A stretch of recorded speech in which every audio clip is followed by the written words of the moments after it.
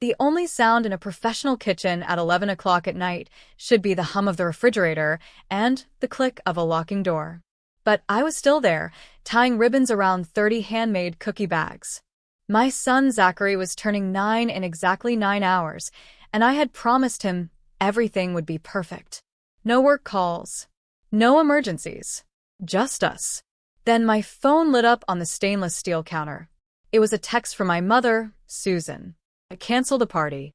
Michelle needs you to cater her networking brunch tomorrow. It's good exposure. Don't be selfish. I stared at the screen. The blue light reflected off my chef's knife. 3 seconds later, another notification popped up. Michelle loved, cancel the party. I didn't reply. I didn't type out a paragraph about boundaries or promises. I didn't call to argue. I just felt a cold, quiet switch flip in my chest. It wasn't anger. It was the sudden, absolute end of a very long contract. I put the phone down. I picked up my knife roll. And I started packing. I'm reading this at midnight, wondering if anyone else has a family that treats their time like a free vending machine. Drop a comment with where you're listening from, and tell me, would you have replied, or would you have done exactly what I did?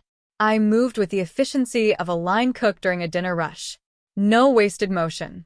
I packed my industrial stand mixer, my collection of Japanese steel knives, and the 50 pounds of premium chocolate I had tempered for tomorrow. I stripped the kitchen bare of every tool that made it functional. My parents owned the building, but I owned the ability to make it work. I drove home and woke Zachary up. It was almost 1 in the morning. Hey, buddy. Wake up. We're going on a secret mission. He rubbed his eyes, confused but trusting. Where? To a new fortress. I packed his clothes and his new Lego sets into the van. I left my house key under the mat. I didn't leave a note. Notes are for people who might be misunderstood. I understood them perfectly. We drove across town to the warehouse district. Larry, my old mentor, owned an industrial bakery down there. He'd given me the code to the upstairs loft years ago, telling me to use it if I ever needed a ghost kitchen. It smelled of sourdough starter and burnt sugar. It smelled like work, but it also smelled like safety. Zachary fell back asleep on a mattress on the floor. I sat by the window, watching the streetlights flicker, and opened my laptop. I pulled up the spreadsheet I had been keeping for 3 years.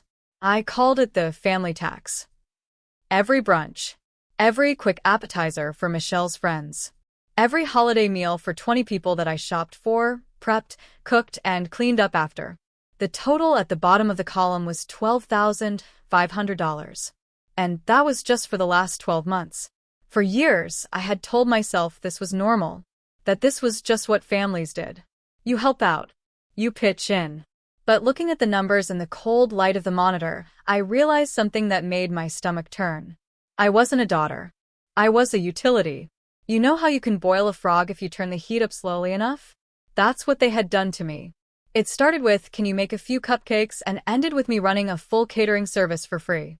I had normalized the cruelty, because I thought it was the price of admission. I thought if I made myself useful enough, eventually, I would be valuable. But utilities don't get love. They get used until they break, and then they get replaced. I wasn't indispensable because they loved me. I was indispensable because I was free. I looked at Zachary sleeping. He was turning 9, and his grandmother wanted to cancel his joy for a networking opportunity. That was the heat getting too high. That was the water boiling over. I closed the laptop. I didn't block their numbers yet. I wanted to see it. I wanted to see the exact moment they realized the refrigerator light was on, but nobody was home. The morning sun hit the concrete floor of the warehouse at 7 o'clock. It was the quietest morning I had experienced in 10 years. Usually by 7, I would have been 3 hours into prep, smelling of onions and stress. Today, I smelled coffee brewing on a hot plate and the dusty, sweet scent of flour from the bakery below. I picked up my phone. It was dead.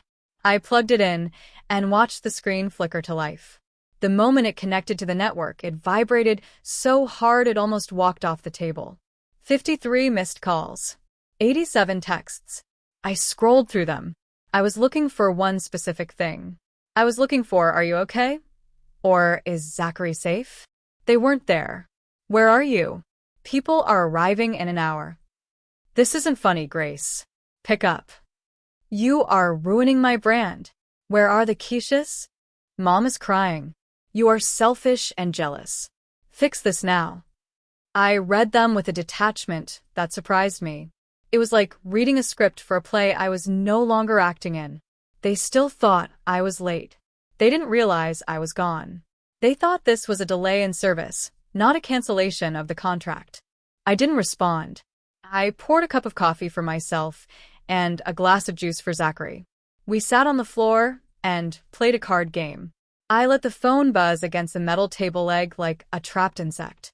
Around 10 o'clock, the tone of the messages shifted from anger to panic. The brunch had started. I logged into Instagram from a burner account I used for market research. Michelle was live. The video was shaky. She was standing in the dining room of my parents' house, which she used as her studio for these events. Behind her, I saw the disaster. Instead of my hand-rolled puff pastry tartlets and artisanal smoked salmon boards, there were plastic trays from the discount supermarket. Cubes of sweating cheddar cheese. Rubber-looking ham. A tub of generic potato salad with the lid half off. It looked like a break-room potluck, not a high-end networking event. Her guests, women with perfect hair and phones out, looked confused. They were filming the food, zooming in on the bright orange price stickers someone had forgotten to remove from the plastic lids. Michelle wasn't apologizing. She wasn't owning it. She was looking at the camera with wide, wet eyes. Then, she did the one thing that ensured I would never ever go back. She turned the ring light up. She put on her vulnerable face, the one she used when she wanted sponsors to pity her. She squeezed out a tear. I am so sorry, everyone, she whispered into the microphone, her voice trembling perfectly. My sister, she was supposed to be the chef today, but she's having a mental health crisis. I froze. My hand tightened around my coffee mug until my knuckles turned white. She had a complete breakdown last night, Michelle continued, wiping away the fake tear. She took off with her son. We're all so worried. She's been unstable for a while, and honestly, we think she might be dangerous. Please, just pray for us. I'm trying to hold this event together while my family is falling apart. The comments started rolling in. So brave, Michelle. Sending prayers. I hope she gets help. Is the child safe? She wasn't just covering her tracks. She was burning my reputation to the ground to create a smokescreen for her own incompetence. In the tight-knit food industry of our city, being labeled unstable and dangerous was a professional death sentence. No one hires a chef who might snap. No one trusts a caterer who is a flight risk. She was willing to destroy my career, my livelihood, and potentially my custody of Zachary, just because she was embarrassed about serving cube cheese. I watched until she ended the stream. I felt the heat rising in my neck, hot and sharp. But then I looked at Zachary, who was building a tower of cards, completely safe, completely sane. I didn't scream. I didn't throw the phone. I felt the temperature in my chest drop about 20 degrees. Anger is a fire. It burns out. This wasn't anger. This was dry ice. She wanted a narrative about a breakdown? Fine. I would give her a narrative. But it wouldn't be the one she was writing. I opened my laptop. I wasn't a sister anymore. I wasn't a daughter. I was a creditor. And the bill was due. I sat at the metal table in the loft, the glow of the laptop screen illuminating the dust motes dancing in the air. Zachary was building a fortress out of cardboard boxes in the corner, happily humming to himself. He was safe. My reputation, however, was currently bleeding out on the internet. Michelle's followers were eating up the tragic sister narrative. They were sending her digital hearts and prayers while she dismantled my livelihood. I took a breath. I held it for 4 seconds. I let it out. Then I opened my invoicing software. For years, I had operated on a handshake and a guilt trip. Not anymore. I created a new client profile, Michelle Events, LLC. I started typing. Date of service, September 12th to August 24th. Item 1, catering services, various dates. $12,500. Item 2, rush cancellation fee. Failure to provide venue access/safety. Per standard contract terms. $1,500. $500. Item 3. Ingredient reimbursement. $850. Total due, $14,850. I didn't send it to her personal email. I sent it to her business account, copying our parents, who I knew were silent partners in her LLC. Next, I opened a new tab. I typed in the email address for an old friend from culinary school, Sarah, who is now a shark of a lawyer specializing in hospitality law. Subject: defamation/cease and desist. Message: my sister is publicly claiming I am mentally unstable to cover her own health code violations. I need a letter sent today. I want a retraction and I want damages. I hit send. My fingers were flying now. I felt like a pianist playing a concerto of consequences. Finally, I made the phone call that hurt the most but was the most necessary. I called the county health department. I knew the inspector for my district. He'd given my kitchen a rating 5 years running. Hi, Dave. It's Grace. I'm calling to put on record that I am not the caterer of record for the event at 42 Oak Street today. I terminated the contract last night. Any food served there was not prepared by me, nor under my supervision. Understood, Grace, Dave said, his voice serious. We had a complaint about temperature control on some potato salad anyway. We're sending someone out. I hung up. I looked at the phone. It was silent now. I had turned off notifications, but I could see the outgoing messages. This wasn't a family dispute anymore. This was business. Michelle wanted to play the professional victim? Fine. I would treat her like a professional liability. I didn't feel guilty. Guilt is for people who do something wrong. I felt the cold, hard satisfaction of a ledger finally balancing out. I walked over to Zachary. Hey, Fortress Commander. How about we go get some real food? I know a bakery downstairs that has the best croissants in the city. He grinned. Do they have chocolate? They have everything, I said. We walked downstairs, leaving the laptop open, the invoice sent, and the legal machinery grinding into gear. I didn't look back. 3 days passed in the quiet rhythm of the warehouse.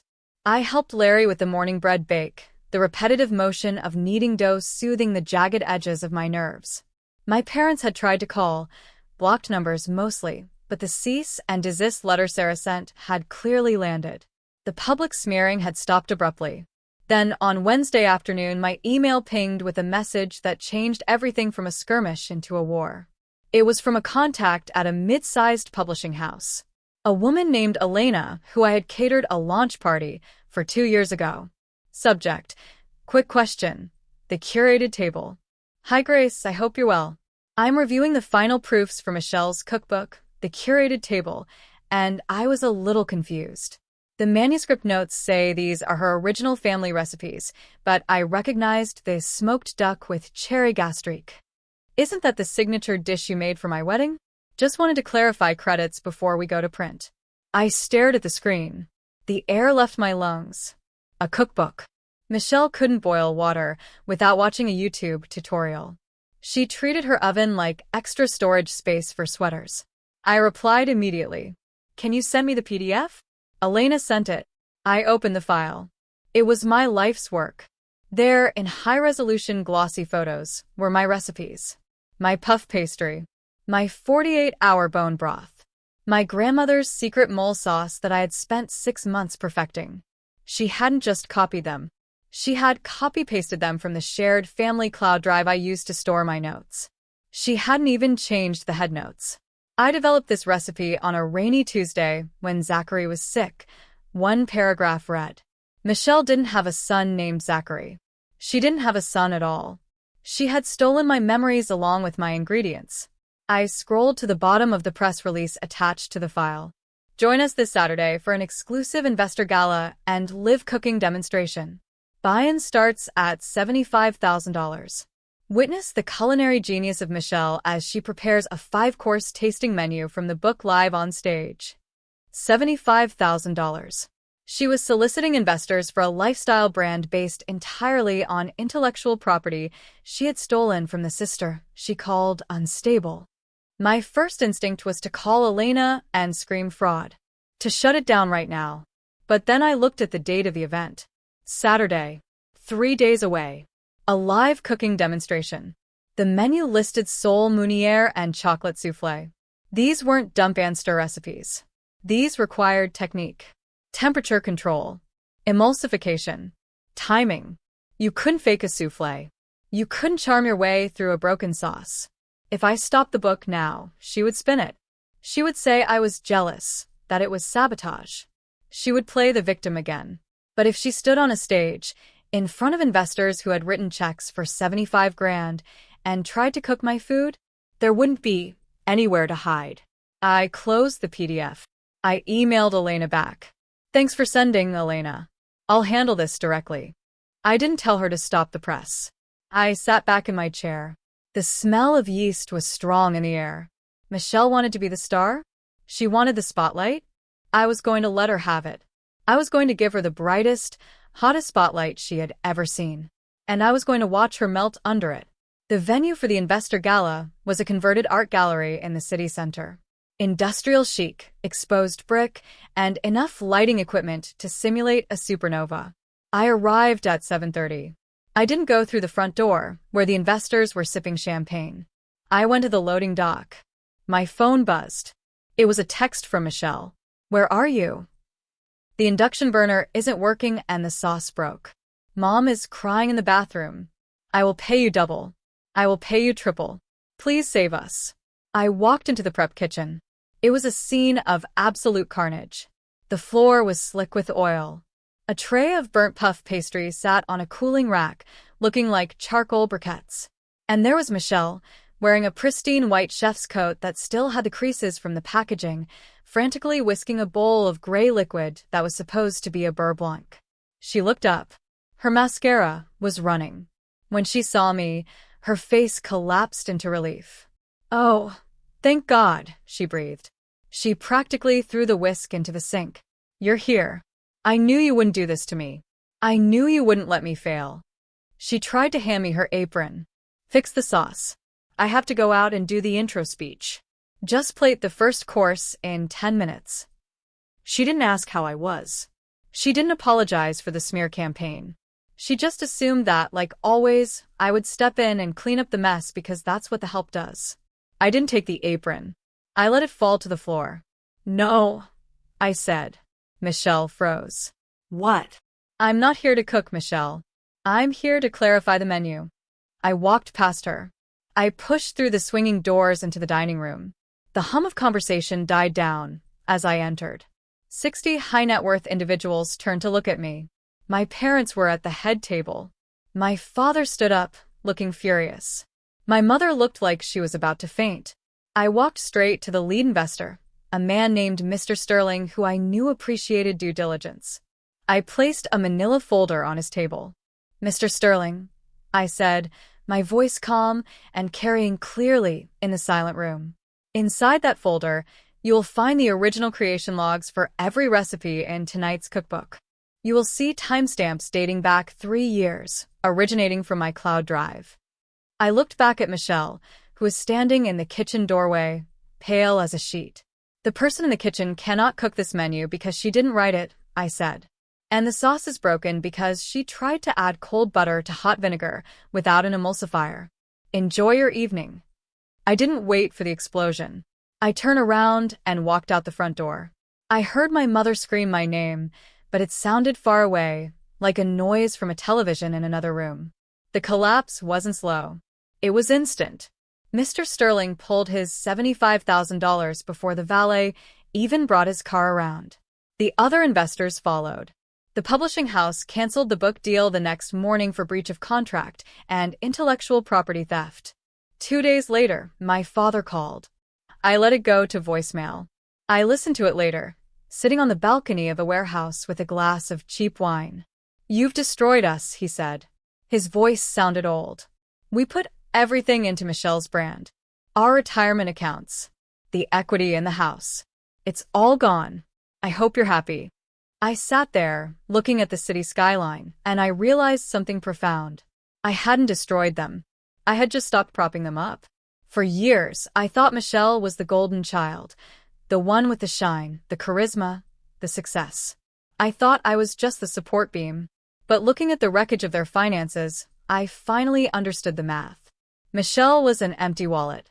She had the logo, the stitching, and the expensive leather, but there was no currency inside.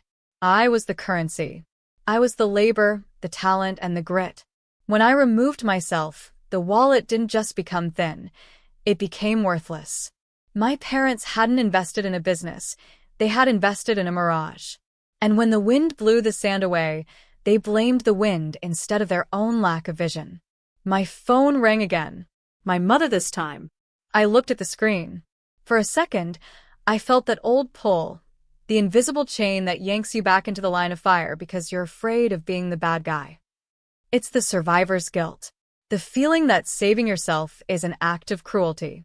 But I looked over at Zachary. He was sitting on a stool, frosting a cake. It wasn't perfect. It was lopsided and blue.